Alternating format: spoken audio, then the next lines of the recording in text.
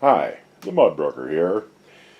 This video I'm going to show you the progress I've been making on cleaning and repairing my old cook stove, getting it ready to be put back into use. Before I start though, I would like to thank my sponsors on Patreon: Kay's Kist, Benedict Riggers, Joy Jones, Damian Bamer, Leo, Theodore Engelke, Valentin Tolman, Rudy Valvano, and Kiasby. I greatly appreciate the support that you provide, and if you care to join them, feel free to do so. There'll be a link down below. I'm going to have a little glass of Yukon Jack today in their honor.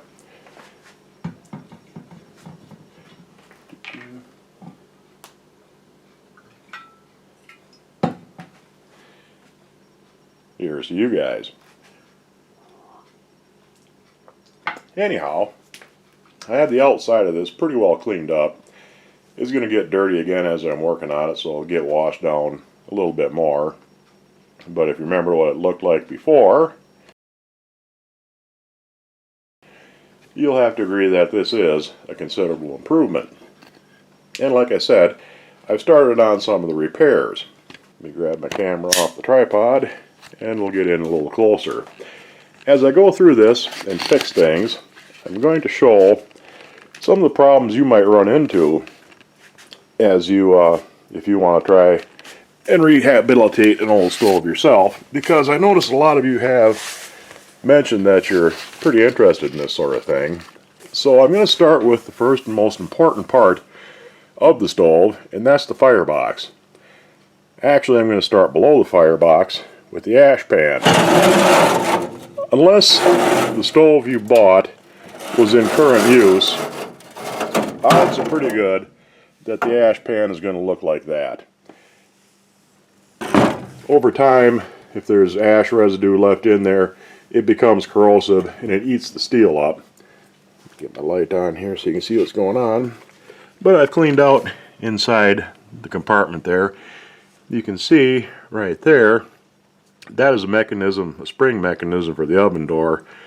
But it's frozen up solid and it's really going to be a pain to try and fix it. So I'm probably not going to do anything with that. There's one other piece you'll have to keep track of that a stove you get may or may not have, and it's this thing. That separates the ash compartment from this mechanism, and it's kind of a pain to get in and out. But it goes inside there. And when we first got this stove, we had a sheet metal shop bend this up for us and make a new part. And it's in good shape yet, so I don't need to replace it. These cast iron stoves are actually, for the most part, a series of cast iron frames with sheet metal in between. So there's a lot of sheet metal involved in them. And most heating, ventilating, and air conditioning shops have a sheet metal shop, and if you need something made, that's usually where you can get it made. I fixed this door. I had to get stood up here. I had to drill out a couple of broken off screws and put some new screws in it, drilled out and retapped the holes. So that door works now, and you can use that for putting wood in. Now, we'll get into the firebox. Get this all opened up. The firebox is the most important part of the stove. If the firebox isn't good, there's no point in buying the stove. The most important part of the firebox is the grates. A lot of times you'll see these where they're corroded to the point where there's almost nothing of them left, or they're broken in a bunch of pieces, and they're really not worth messing with. They can be fixed, but it's difficult and it can be expensive. Now there's a lot of variations on exactly how a firebox is constructed, but they're all basically the same. They have the slotted grates in the bottom and some sort of cast iron or fire brick liner. Now this stove was meant to burn either coal or wood. This piece here doesn't actually belong there. I used that to block off the feed door here before I had it fixed, because sometimes this would fall open and you'd end up with smoke and fire in the house. But in a coal configuration, there was another piece that slid down in here and blocked this off, and you would feed it coal through this door in the side. The reason for blocking this off was because coal burns a good bit hotter than wood, and having a piece of cast there give you a little better firebox, and having this big open area here tended to overheat this door. So it's fine for wood, but for coal you want something else. Another thing about the grates on this is most of them can be shaken. Let me get my grate shaker, open up that little flipper there, put the crank on, and you can shake the grates and just dump them off. That's not absolutely necessary to do that when you're burning wood, but with coal it was important because coal would tend to clump up into big hard chunks and you couldn't get decent air to it, so you'd want to shake the ashes out of it every now and then. But this has a little bit of a problem, and that is there's a little bit of a warp to this grate on this side. It bowls inward a little bit, and when you get them all the way closed, you can see these teeth jam together, and it makes it really hard to get it to shake again. If I wanted to fix that, I could simply take a grinder with a cutoff wheel and run down the middle of them and trim these off a little bit so that they didn't interfere with each other. But like I said, it's not absolutely necessary to shake the grates when you're burning wood, so I may or may not do that. Let me get this set aside. One other problem I have to fix, which is a fairly minor one, is this piece right here. These sides to the firebox simply lock together, and you notice here it sits on that little tab. You just pull that up and it comes right off. Now this one is broken, and this is the one in the middle that locks against the other two. So what I'll have to do is I'll have to take this off, and the original piece is still underneath there, and I can either weld it or braze it back into position so that this can't go anywhere. So if you can get them apart, if you're looking to buy a new stove, if you can get these off, go ahead and take them off, have a look at it, and see what kind of shape they're in, if there's anything broken. Whoops, dropped. If there's anything broken or if they're really burned out thin, because your fire is really sitting in midair. Everything is right up in here. There's a big empty space around it, and this is the part that's more important than anything else on the stove. So once I fix that, I'll show you that repair, and then I'll move on to some other things that you'll probably have an issue with if you're buying an old stove.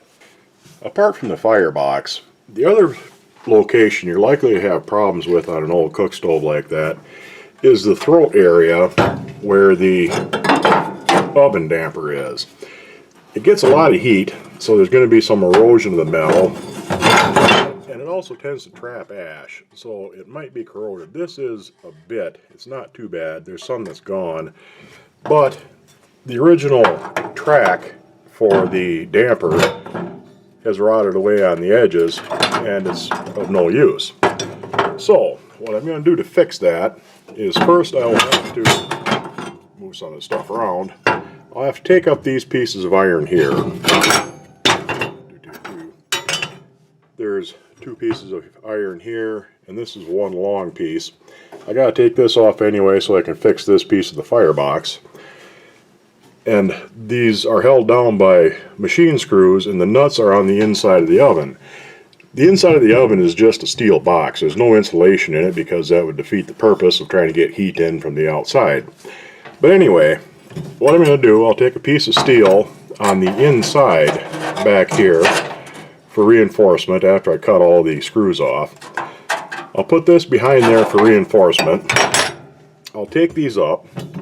I'm going to take a piece of angle iron, lay it in there so it sits down on top of the oven box. I might have to notch it out a little bit so that it matches the opening. I'm going to put that in and put screws in to reinforce everything behind here. Then I'll take another piece, put that in front, and I'll have to trim that however it needs to be trimmed. And that will make a nice new track for my slider to ride on. Well, I got to take these screws out. I'll have to cut the bolts off on the inside of the oven because they just stick through on the inside of the oven. There's nothing really hidden and buried on it. Get this all taken apart, and hopefully the next little video clip will be when I have everything all put back together. I got all my pieces cut out and test fitted everything, so it should go together the way it's supposed to. I'm going to be using this stuff. It's gasketing cement and stove sealer. If you have a wood stove that has a fiberglass rope gasket in the door, eventually that'll wear out, and this is the stuff you glue it in with. It also fills cracks and gaps, and I want to get a good seal back here because this kind of rusted away and this lip on the top of the oven is gone. So when I put this piece in there, I want everything to seal up good to keep ash out of the oven. I'm also going to seal down the edges of the plates that go back on top, again to keep ash out from underneath of them so that it prevents further rust. Well, I'm going to start putting this all together, and wish me luck.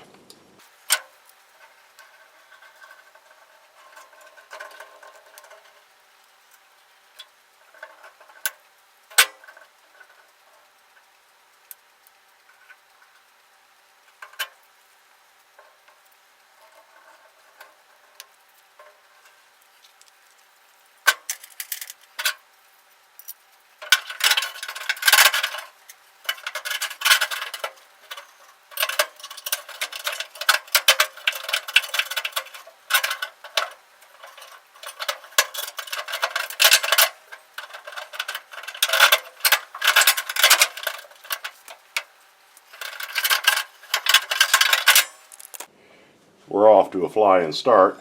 I had put this in upside down, and I've had this thing apart and together about half a dozen times, and this is the first time I actually dropped it down the back. So let's try this again.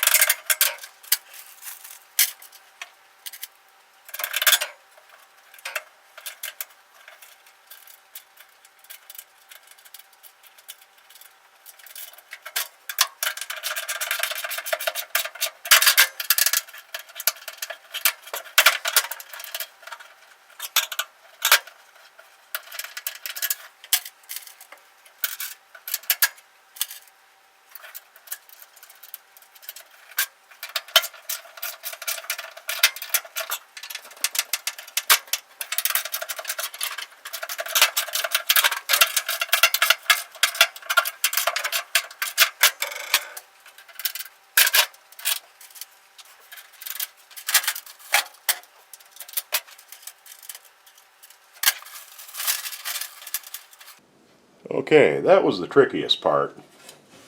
The next step is to start laying in my cast iron pieces.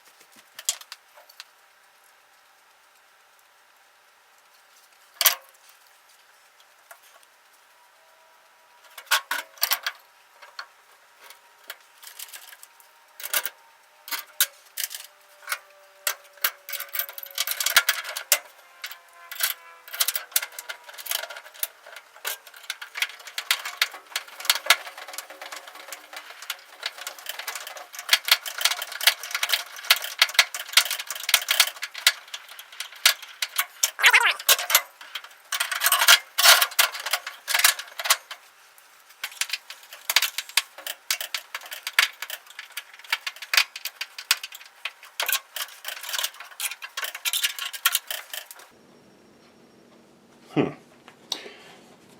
going to take that out and drill down that hole. That is pushing my piece in. I had everything all fitted up good, but apparently not quite good enough. So I'll be back in a minute for that. Okay, that was needlessly difficult, but it wouldn't be a project if you didn't have a problem. Apparently, I tightened this down differently than when I test fitted it, and it pulled things out of line a bit. So I just took a drill, drilled out that center hole a bit, and everything works fine. So now I'll put together the rest of these plates, and we should be pretty much done for today.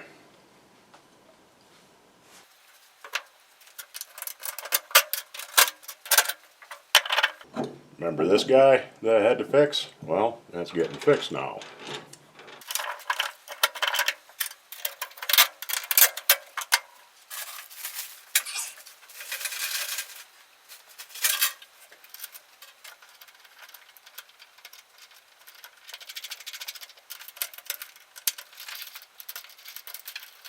Well, it didn't go quite as easily as it should have, but nothing ever does.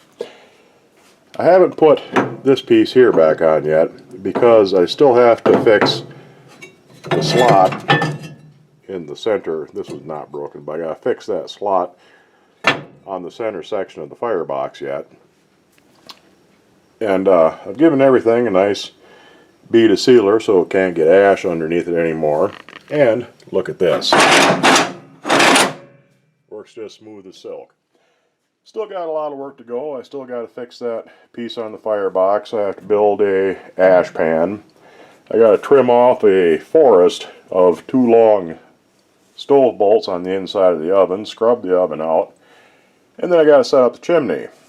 After that, I can clean up the top, stove black everything. So over the next week I should get a lot of that done. We'll see how far it gets, depending on the weather and what else I have to do. But in the meantime, I hope you enjoy the video, and I'll be back next week with an update on the progress of cleaning up and rehabilitating my old cook stove.